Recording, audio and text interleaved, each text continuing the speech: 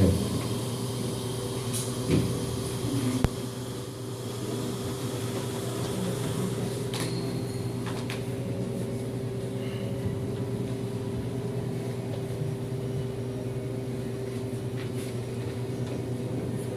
Espero que ahora se me escuche. Les decía yo que agradezco mucho su presencia y agradezco la confianza que tuvo José Manuel García para emboletarme en esta presentación, porque pues yo le dije, pues yo te ayudo y aquí estamos ya, por fin. Damos la bienvenida a la obra de Jesús Gardea, hacia una metodología estética de José Manuel García. Es la primera presentación que se hace del libro, que recién ha sido publicado por Uñeco Ediciones, Meridiano 107 Editores, la Universidad Modelo de Yucatán y la revista Arenas Blancas de la Universidad Estatal de Nuevo México. Para la organización de esta presentación, para hablar, brindarles algunos comentarios acerca del texto de José Manuel García, hemos convocado, y agradezco que nos hayan aceptado la invitación, al doctor Jorge Ordóñez y al doctor Ricardo Villegas. El orden va a ser el siguiente: va a hablar el doctor Ordóñez, posteriormente el doctor Villegas, y al último el doctor García responderá a todas las acusaciones que le hayan hecho los comentaristas, para dar el paso a que el público asistente, si tiene alguna pregunta, algún comentario, pues también intervenga. Queremos avisarles que el libro va a estar aquí a la venta. Ahorita José Manuel nos dice cuál va a ser la mecánica de venta. Por lo general es a cambio de un billete o varios. Y de cualquier manera, para quienes no alcancen por la cartera, no alcancen por el tiempo, el libro se va a quedar para su venta en esta librería, así como otros ejemplares que trae José Manuel para que se queden en la librería universitaria. Bueno, vamos a dar paso a esta presentación y voy a hablar primero nuestro comentarista. Ya se me lo va a...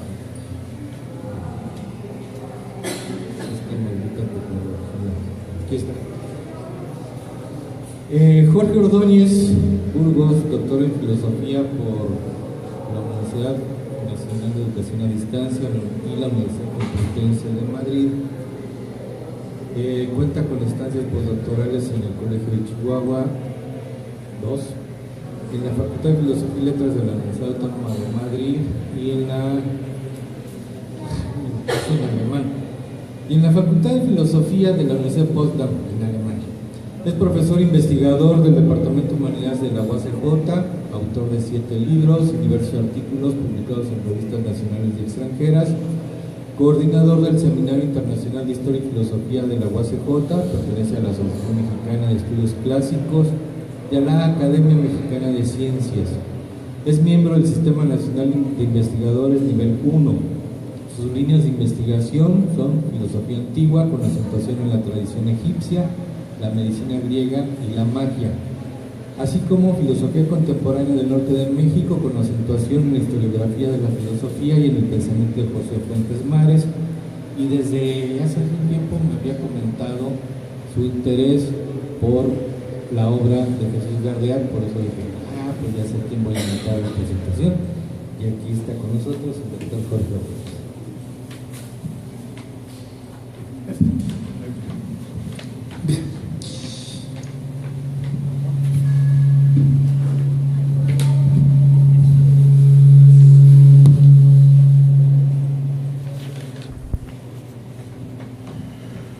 ¿Me escuchan, Manuel? Buenas tardes a todos. quiero agradecer la invitación por participar en esta presentación. Es para mí un honor, un gusto participar en los comentarios de un libro tan interesante y tan necesario en la región que nosotros vivimos y en el tiempo en el que nosotros estamos viviendo. Quiero leer un pequeño texto que escribí sobre la obra y bueno, pues para no comerme el tiempo voy a empezar a leerlo. Los deseos son una expresión peligrosa del alma. En ocasiones sirven para mantener viva la esperanza, dándonos fuerza para iniciar un nuevo día con la mirada fija en cierto objetivo, ya sea un capricho o el proyecto de la vida. Lo riesgoso de un deseo cumplido es que puede exhibir la superficialidad e inconsciencia del suplicante. Tener salud, bajar de peso, estar solos o acompañados, disfrutar de una dentadura blanca como la nieve o vivir en un ambiente más reflexivo. El genio de la lámpara posee un humor negro. A veces concede las cosas con estricto apego al dicho del solicitante, convirtiendo el infierno en infierno el paraíso. Alguien, no sé quién, involucró al genio de la lámpara para pedirle que en nuestra región hubiera mayor oferta cultural y que nuestras ciudades fueran inundadas con obra publicada de autores locales. Ahora podemos jactarnos de tener un voluminoso catálogo de materiales de toda clase, ensayos de múltiples sabores, novelas, tratados, teatro, poesía, cuento, libros colectivos y tumultuarios, estudios históricos, filosóficos, etnográficos. No hubo letras pequeñitas para contener las ocurrencias del genio, indicándole que lo mejor sería que todo lo escrito fuera de calidad y mereciera la pena ser leído por los habitantes de esta zona. El libro que hoy presentamos cumple de sobra con la primera cláusula y espero llegue a convertirse en un texto de mucha circulación, dado que invita a pensar nuestra literatura con profundidad. José García, estudioso de la literatura de Jesús Gardea, nos comparte algunas meditaciones sobre la obra del chihuahuense. Digo algunas porque esta entrega no abarca toda su reflexión. Aquí se concentra en una interpretación de giro específico, la mereología. Años atrás ha publicado otros trabajos. Según parece, estamos ante el cierre de investigaciones consolidadas a lo largo de décadas. Le pido al autor, y no al inquilino de la lámpara, reconsiderar su postura, pues en mi muy humilde opinión todavía puede enseñarnos muchas cosas sobre el tema. Quisiera hacer algunos comentarios sobre el ensayo que hoy nos reúne. La obra de Jesús Gardea hace una mereología estética, no sin aclarar que desarrollaré una lectura filosófica del texto. Leibniz en placeres. Antes de iniciar con mis divagaciones, es necesario apuntar que quienes no están familiarizados con los relatos para quienes no están relacionados con los relatos de Jesús Gardea, que placeres es la forma en que se introduce a Ciudad Delicias dentro de una densa narrativa, proveyéndola de rasgos míticos, legendarios, mágicos y del más estéril costumbrismo. En ocasiones puntuales, placeres se refiere sin distinción al conjunto de los pueblos del estado de Chihuahua o al norte del país, árido, seco, violento, insensible y vacío.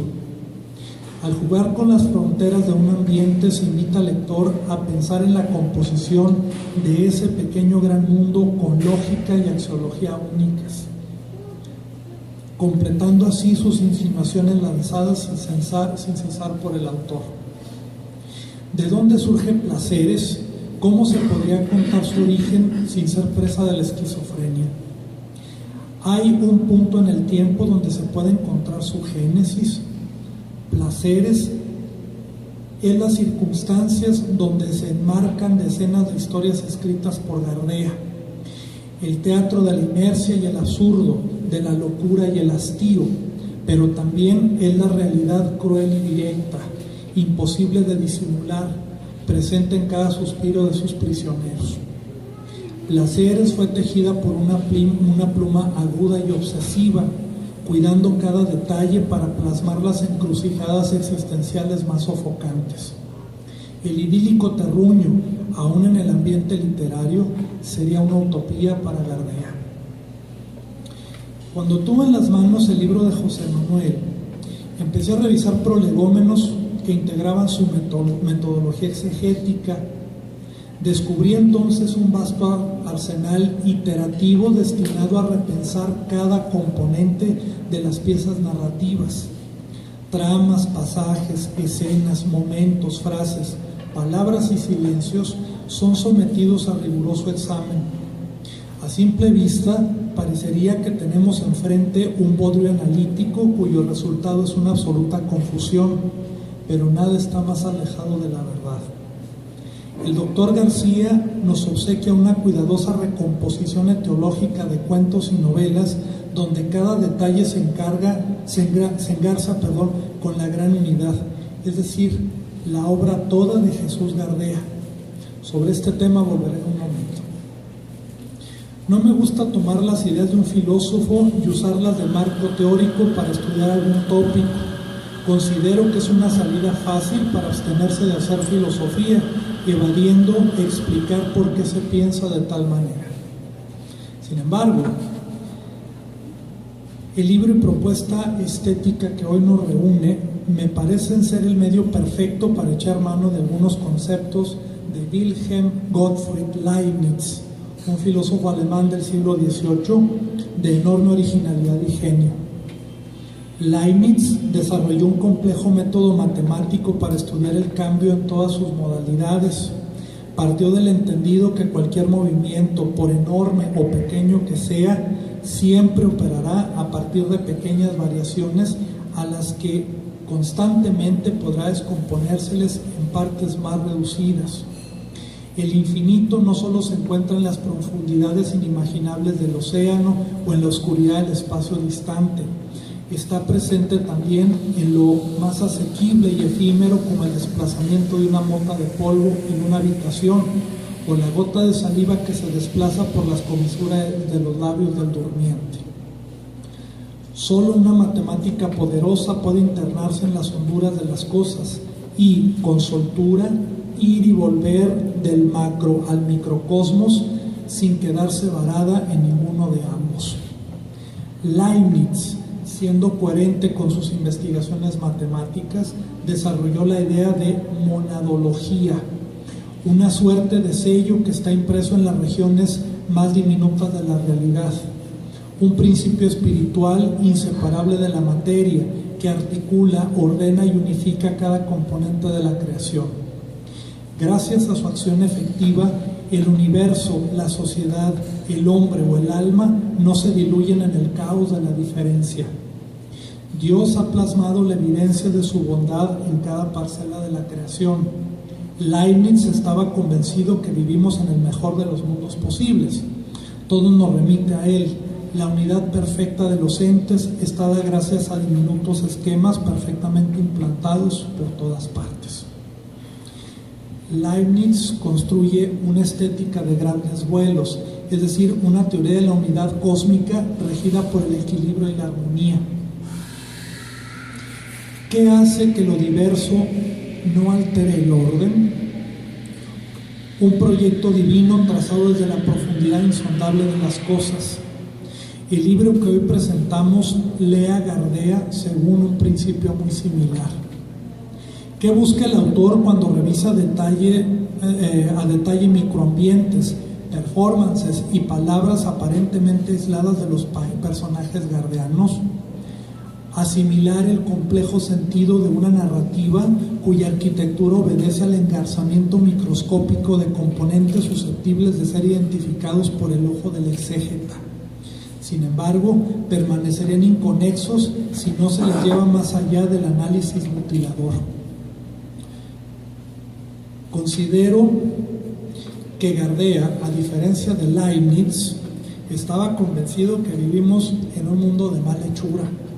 Si no el peor, sin duda no el mejor posible. No por ello carece de orden y unidad. Otra gran virtud que encuentro en la investigación de José Manuel es la revisión de los elementos esotéricos de Gardea. Parecería que en ciertas obras el deliciense descorriera un velo, dejando al descubierto escenas prohibidas que solo pueden presenciar quienes conocen las artes ocultas. Montajes macabros cargados de símbolos.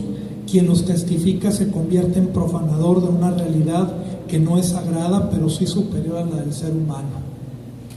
En este contexto, la descripción se convierte en conjuro creado con cuidado infinitesimal para que cada sílaba pronunciada por el mago opere sobre cada diminuto espacio de la realidad.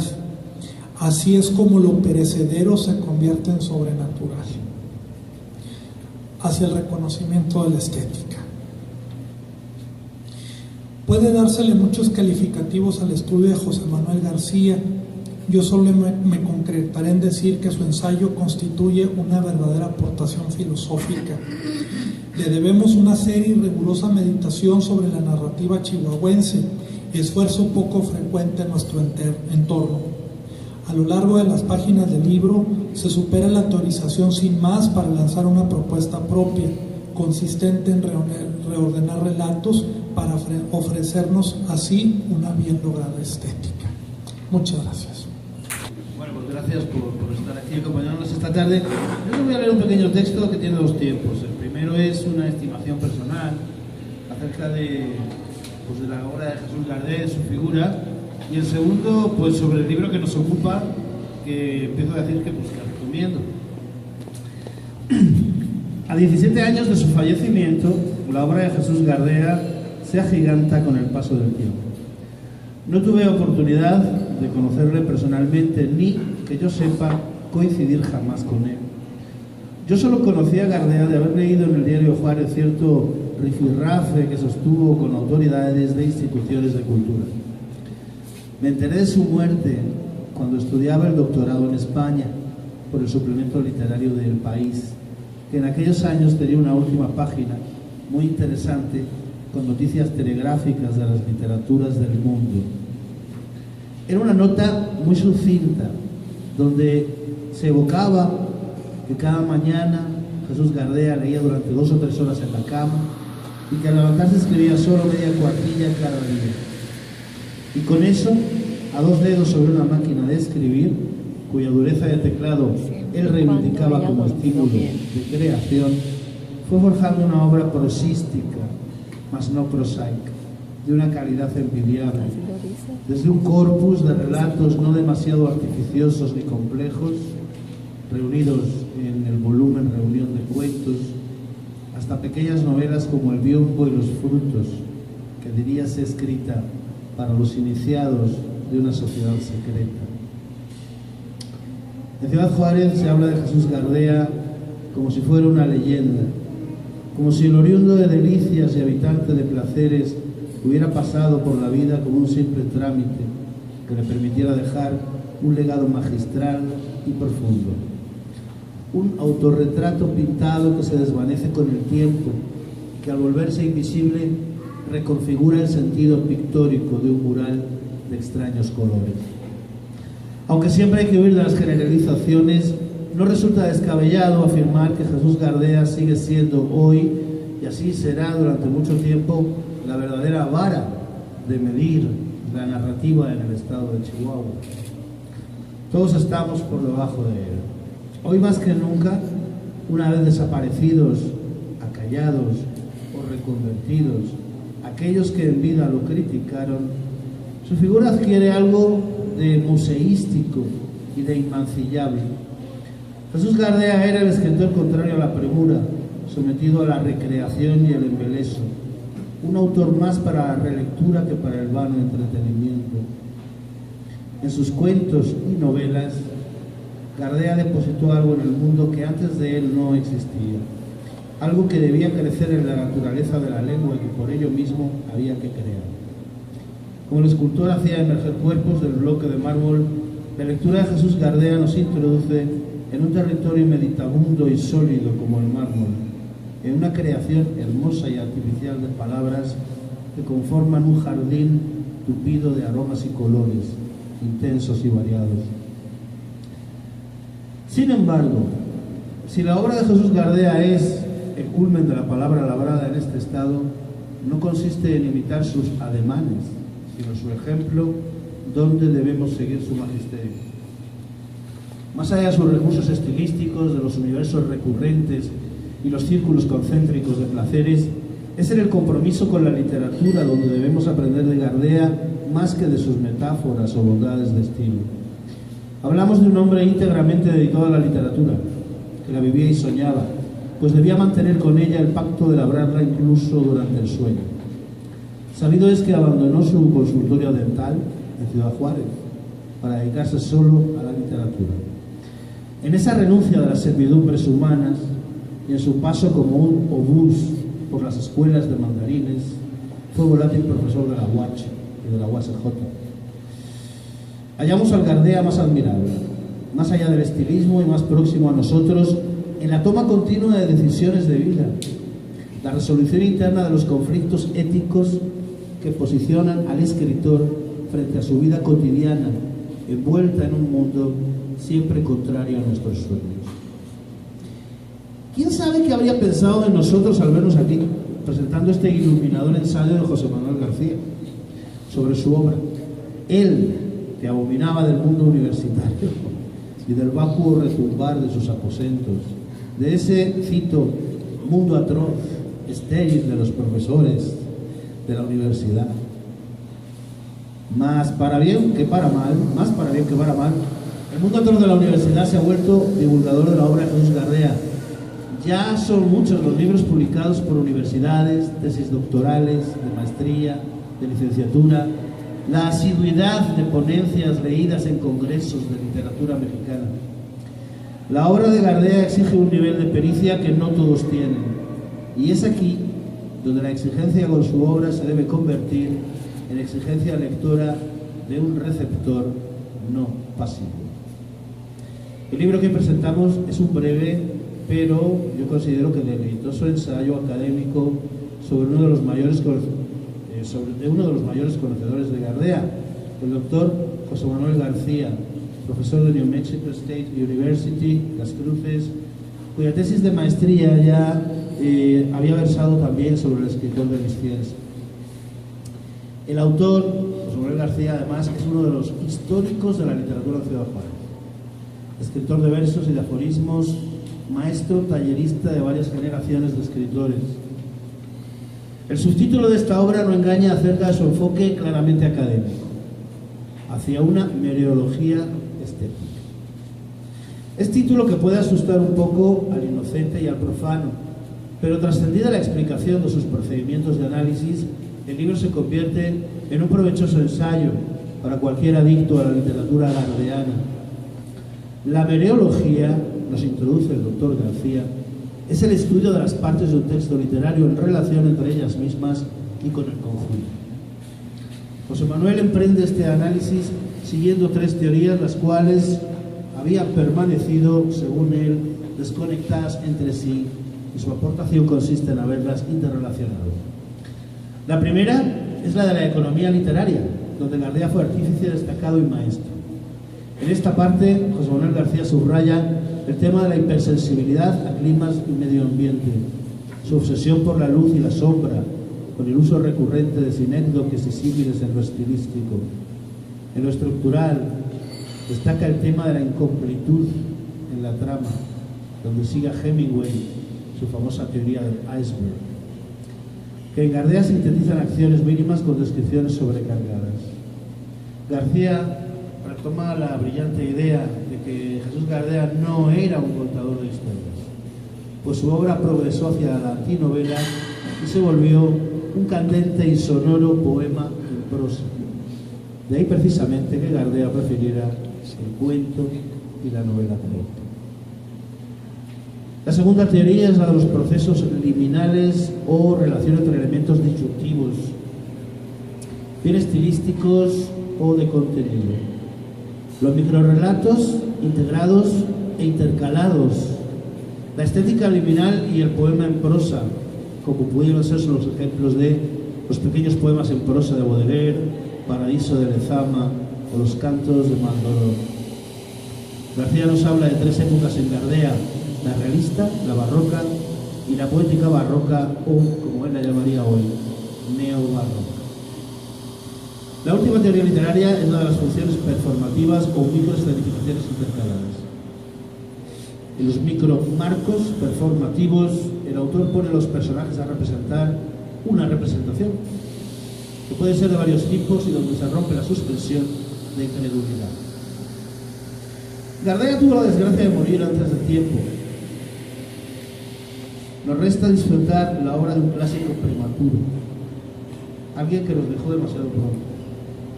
Y resta seguir esperando también libros como este de José Manuel García, que nos proporciona claves, yo creo que valiosas, para comprender la obra de un autor imprescindible que nos introduce cada vez en un jardín neobarroco de resonancias luminosas y candentes.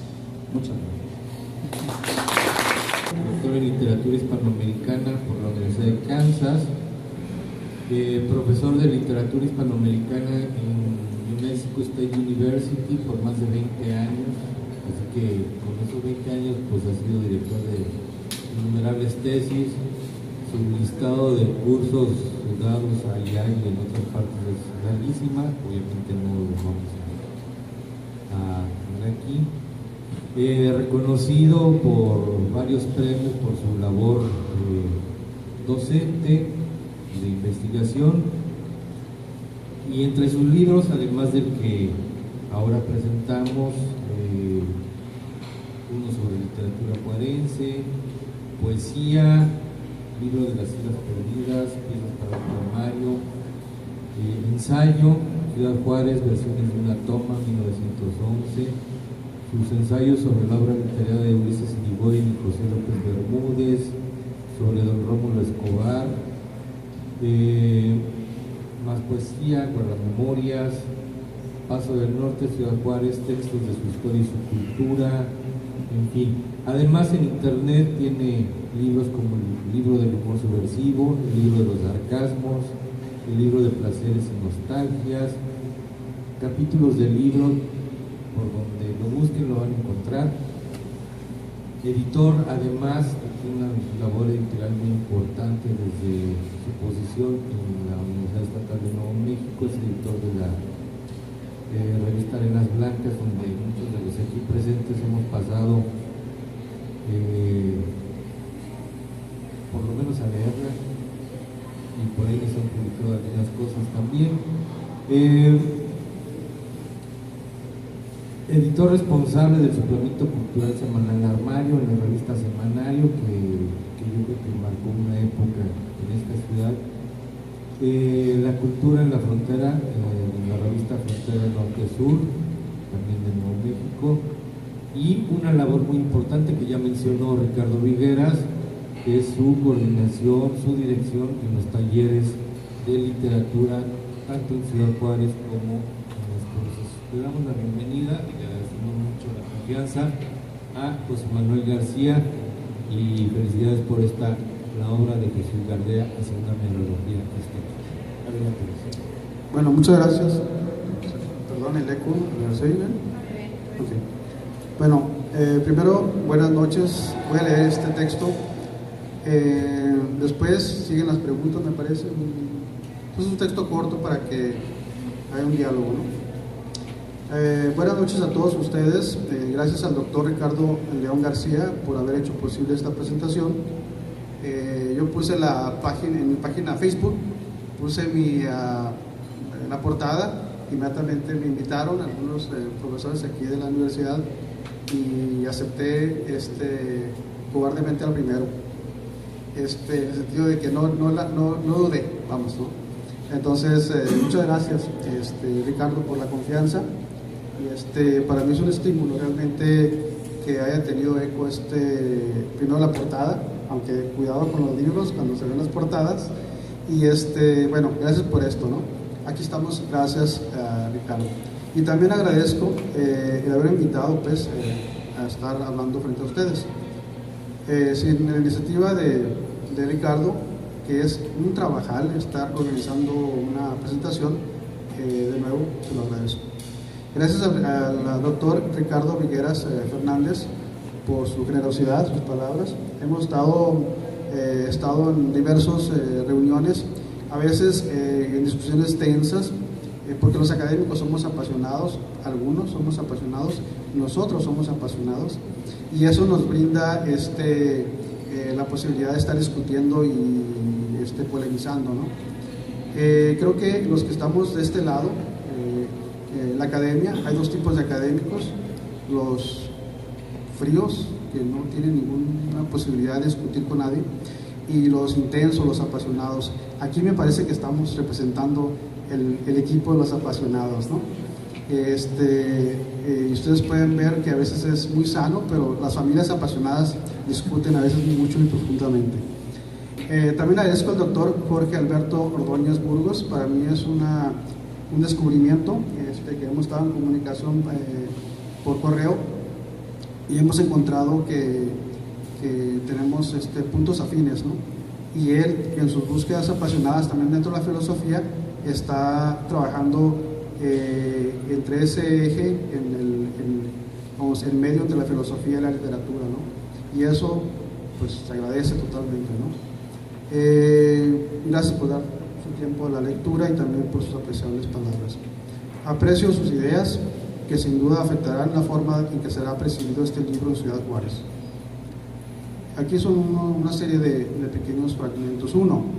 Terminé en 1986 mi tesis de maestría en UTEP, como ya lo mencionaron. La escribí analizando los libros que en ese momento tenía publicado Gardea. Creo que eran 8 libros.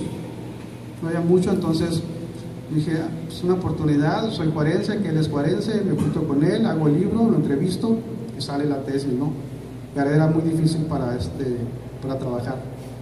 Y duré varios años para llegar a tener su amistad, y ya casi al final de su vida nos reuníamos cada 15 días, mi esposa, la esposa de Gardea y yo en su casa, y teníamos deliciosas reuniones, conversaciones, vino, etcétera, ¿no?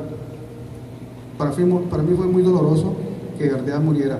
Decidí ya no trabajar más la literatura de Gardea por un dolor, otra vez la pasión, ¿no? Abandoné un poco eso. De 1986 al 2017, que creo que ahorita estamos en esa fecha, suman 30 años. Si aceptamos que las generaciones culturales tienen ciclos de 15 años, mi silencio sobre Gardea abarcaría 2 generaciones de escritores. Pero ahora está aquí este libro. El libro es el que le debía al maestro Gardea. ¿Qué hubiera pasado si lo hubiera leído? Lo mismo que la tesis. La hubiera leído y hubiera dicho, cuando yo era joven decía, pinche pendejito, ¿no? Cuando yo era un poco más maduro, me decía con cariño, creo que es el único académico con el que puedo hablar. Y ahora no sé qué diría, ¿no? Pero estoy muy orgulloso de ese trabajo y creo que la academia reivindica a alguien. Rechazar la academia por rechazarla simplemente